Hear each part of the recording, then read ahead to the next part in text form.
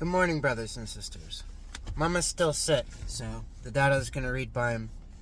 Well, not by himself, but I'm going to read from Luke again today, chapter 4, verse 14, Jesus' public ministry.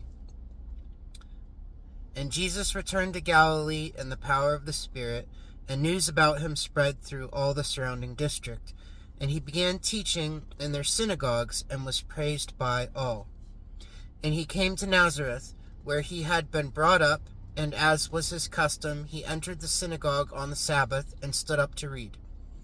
And the book of the prophet Isaiah was handed to him. And he opened the book and found the place where it was written, "The Spirit of the Lord is upon me, because he anointed me to preach the gospel to the poor. He has sent me to proclaim release to the captives and recovery of sight to the blind, to set free those who are downtrodden, to proclaim the favorable year of the Lord." And he closed the book and gave it back to the attendant and sat down, and the eyes of all of the synagogue were fixed upon him.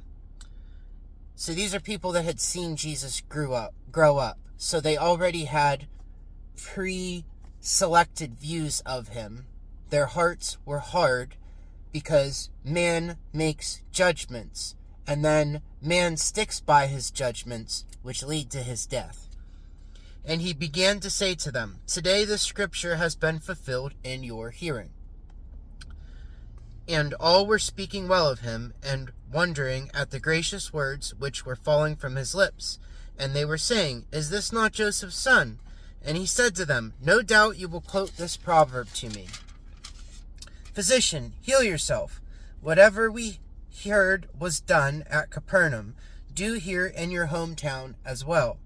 And he said, "Truly I say to you, no prophet is welcome in his hometown.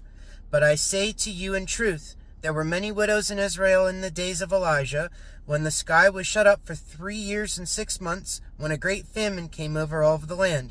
And yet Elijah was sent to none of them, but only to Zarephath in the land of Sidon, to a woman who was a widow. And there were many lepers in Israel in the time of Elisha the prophet, and none of them was cleansed, but only Naaman and Syrian.